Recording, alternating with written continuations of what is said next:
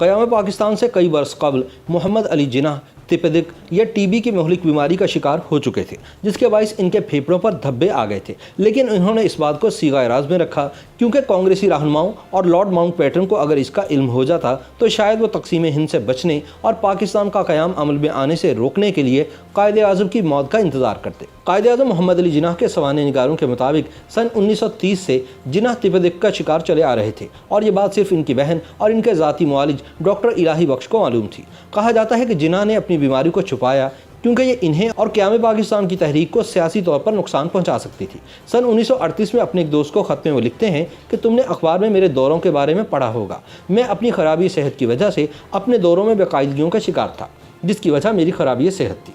मोहतरमा फातिमा जिन्ना अपनी किताब माय ब्रदर में लिखती हैं कि जिन्ना अपनी कामयाबियों के दौर में भी सख्त बीमार थे। वो जुनून की हद तक पाकिस्तान को सहारा देने के लिए दिन रात काम करते थे, और जाहिर सी बात है कि इन्होंने अपनी सेहत को मुकम्मल तौर पर नज़रअंदाज कर दिया था। जिन्ना अपने मेज़ पर अपने पसंदीदा सिगरेट और क्यूबा का सिगार हमेशा रखते थे, और अपनी ज़िंदगी के आखिरी वर्षों में इन्होंने सिगरेट नोशी बहुत ज़्यादा कर दी थी। गवर्नमेंट हाउस कराची के प्राइवेट हिस्से में वो आराम के लंबे वक्फे लेने लगे थे, और फातिमा जिन्ना और ज़ाती अमले को ही इनके करीब रहने की इजाज़त थी। जून सन 1948 में वो और फातिमा जिन्ना बेहतर आबो हवा के लिए कोयटा रवाना हुए, जहाँ की हवा कराची के मुकाबिल सर्द थी। लेकिन वहाँ भी जिन्ना ने मुकम्मल आराम न किया, बल्कि वापस कराची आने तक मुख्तलिफ सरकारी तकरीबात में शिरकत करते रहे। 6 जुलाई सन 1948 को जिन्ना वापस कोयटा रवाना हुए और डॉक्टरों के मशवरे पर मजीद बुलंद सयाहती मुकाम ज़ियारत मुंतकिल हो गए। इस दौरान जिन्ना का तिब्बी मुआयना किया गया, और इनकी सेहत की नज़ाकत को देखते हुए बेहतरीन डॉक्टरों को इनके इलाज के लिए बुलवा लिया गया। इनके मुख्तलिफ टेस्ट हुए, जिन्होंने टीबी की मौजूदगी और फेफड़ों के सरतान का बताया। जब कायदे आज़म के ज़ाती मुआलिज डॉक्टर इलाही बख्श ने कायद को बताया कि वो फेफड़ों के मर्ज में मुब्तला हैं, तो जिन्ना बोले कि हाँ मैं जानता हूँ, लेकिन मैंने अपनी बीमारी को इसलिए छुपा कर रखा कि कहीं कांग्रेसी और अंग्रेज़ इसका फ़ायदा उठाते हुए पाकिस्तान के क़याम को इल्तवा में न डाल देते। जिन्ना को उस दौर की मौजज़ाती दवाई स्ट्रेप्टोमाइसिन दी गई, लेकिन कुछ अफाका न हुआ। लोगों की नमाज ईद में इनके लिए की गई खुसूसी दुआओं के बावजूद जिन्ना की सेहत दिन ब दिन बिगड़ती गई। जिन्ना को मुल्क के पहले यौम आज़ादी से एक दिन कबल 13 अगस्त को कम ऊंचे मुकाम कोयटा लाया गया। इन्होंने उस दिन की मुनासबत से एक पैगाम जारी किया। उस वक्त कायद का वजन गिर कर महज 36 किलोग्राम रह गया था। डॉक्टर्स को यकीन था कि अगर इस हालत में इन्हें कराची जिंदा ले जाया गया तो तब भी ये कम ही अरसा जी पाएंगे, लेकिन जिन्ना कराची जाने पर तजब्जुब का शिकार थे। वो नहीं चाहते थे कि इनके मुआलिज इन्हें बेकार स्ट्रेचर पर बिठाकर माजूर ख्याल करें। 9 सितंबर को जिन्ना को नमूनिया ने भी आ घेरा। अब डॉक्टरों ने इन्हें कराची लौटने का मशवरा दिया, जहां वो इनका बेहतरीन इलाज कर सकते थे। कायदे आज़म मोहम्मद अली जिन्ना 11 सितंबर को कराची रवाना हुए। इनके ज़ाती मुआलिज डॉक्टर इलाही बख्श का अंदाज़ा है कि जिन्ना की कराची जाने की रजामंदी इन्हें अपनी ज़िंदगी से मायूस होने की वजह से थी। जब तैयारे ने कराची लैंडिंग की तो फ़ौरन जिन्ना को एक एम्बुलेंस में लिटा दिया गया, लेकिन बदकिस्मती कि एम्बुलेंस आधे रास्ते में ख़राब हो गई। जिन्ना और इनके रफ़ाका 2 घंटे सड़क पर मुतबादिल एम्बुलेंस का इंतजार करते रहे। इन्हें कार में बिठाया नहीं जा सकता था, क्योंकि सीधे बैठने के काबिल न थे। दूसरी एम्बुलेंस पहुंची तो जिन्ना को सरकारी घर मुंतकिल किया गया। यूँ शाम 6:10 पर वो गवर्नर जनरल हाउस पहुंचे। एयरपोर्ट से रिहाइशगाह तक 9 मील का फासला, जो ज़्यादा से ज़्यादा 15-20 मिनट में तय हो जाना चाहिए था, तकरीबन 2 घंटों में तय हुआ। यानी 2 घंटे कोयटा से कराची तक और 2 घंटे एयरपोर्ट से गवर्नर जनरल हाउस तक। ये तकलीफ दे सफ़र जिन्ना ने उस कसम पुरसी के आलम में किया कि हमारी तारीख में इसकी कोई मिसाल नहीं मिलती, और ना ही कोई इसकी तौजीह मिलती है। गवर्नर जनरल हाउस पहुंचने के बाद जिन्ना फ़कत 4.25 घंटे जिंदा रहे, और इस दौरान वो तकरीबन गुनूदगी के आलम में ही रहे।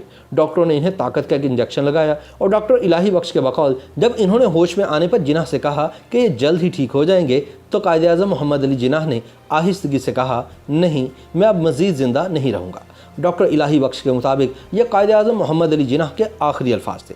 डॉक्टर रियाज अली शाह ने लिखा कि जिन्ना के आखिरी अल्फाज थे अल्लाह पाकिस्तान, जबकि फातिमा जिन्ना माय ब्रदर में लिखती हैं कि उनके भाई जिन्ना ने 2 घंटे की पुरसकून और बेखलल नींद के बाद अपनी आंखें खोली, सर और आंखों से मुझे अपने करीब बुलाया और मेरे साथ बात करने की आखिरी कोशिश की। इनके लबों से सरगोशी के आलम में निकला, फाती खुदा हाफिज़, ला इलाहा इल्लल्लाह मुहम्मदुर रसूलुल्लाह। फिर इनका सर दाएं जानिब को आहिस्तगी से ढलक गया और इनकी आंखें बंद हो गईं। यूँ 11 सितंबर सन 1948 को पाकिस्तान बनने के सिर्फ 1 बरस बाद कायदे आज़म मोहम्मद अली जिन्ना इंतकाल फरमा गए। पाकिस्तान एट दी हम नामी किताब लिखने वाले भारतीय मुसन्निफ तिलक देवेश्वर बताते हैं कि जिन्ना के एक ज़ाती मुआलिज डॉक्टर पटेल बहुत ही पेशावर डॉक्टर थे, लिहाजा क़याम पाकिस्तान से कबल उन्होंने किसी को जिन्ना की बीमारी की खबर नहीं होने दी।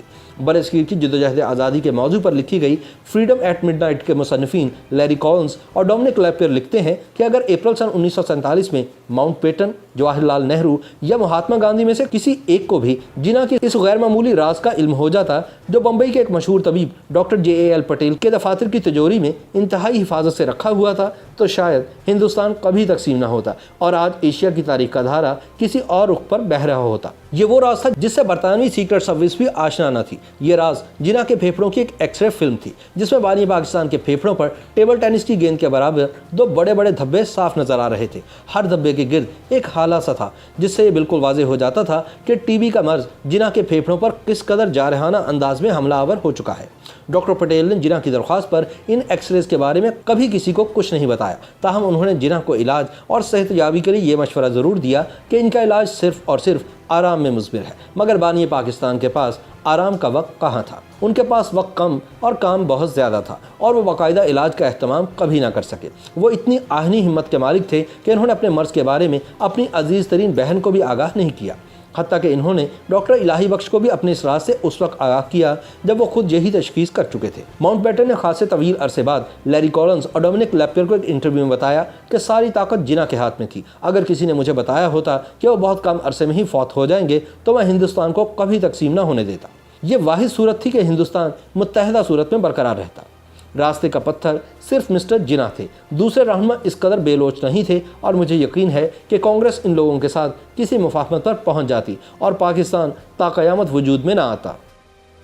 YouTube पर गूगली न्यूज देखने के लिए youtube.com की सर्च बार में गूगली न्यूज TV टाइप करें। गूगली न्यूज के पेज पर सुर्ख रंग के सब्सक्रिप्शन वाले बटन पर क्लिक करना ना भूलिए। YouTube पेज पर अपलोड होने वाली वीडियोस से बाखबर रहने के लिए बेल आइकन पर क्लिक कीजिए। आपको हर नई वीडियो के बारे में नोटिफिकेशन मौसूल हो जाएगा।